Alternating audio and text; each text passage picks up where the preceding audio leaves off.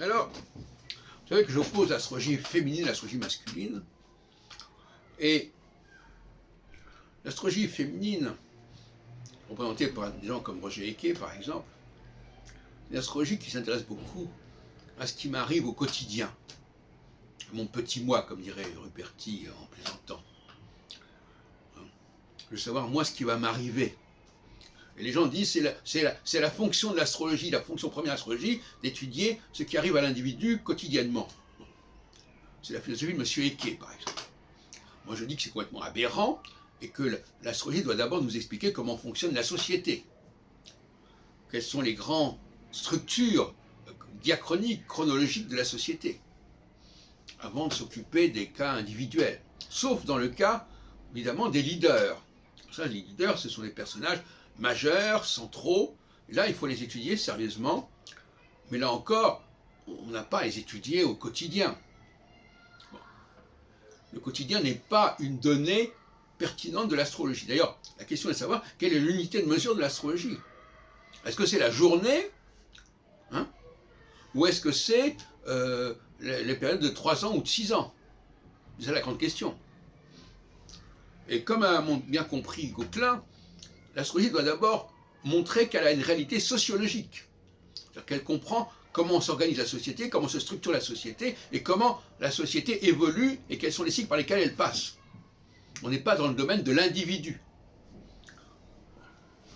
Et ça, c'est l'astrologie française, c'est cette astrologie-là. C'est l'astrologie de la sociologie, etc. C'est pas l'astrologie de la psychologie à petite semaine. Donc, il faut être sérieux, il faut comprendre qu'effectivement, l'astrologie n'est pas faite pour la consultation individuelle du premier venu, du petit dame, etc.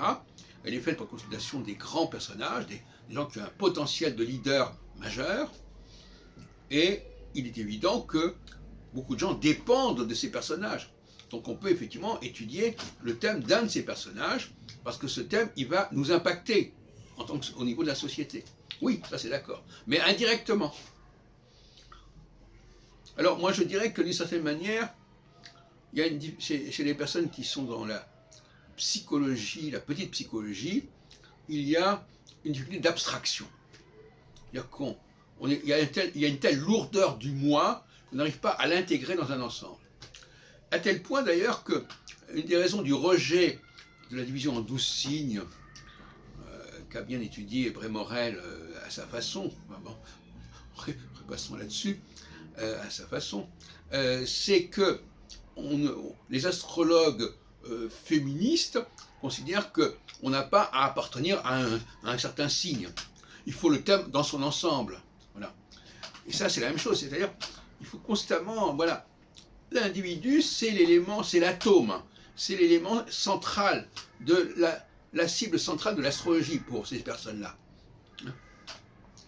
Alors que pour la catégorie, l'autre catégorie à laquelle j'appartiens, il s'agit au contraire de comprendre les grands équilibres sociaux, les grands moments sociaux. Hein.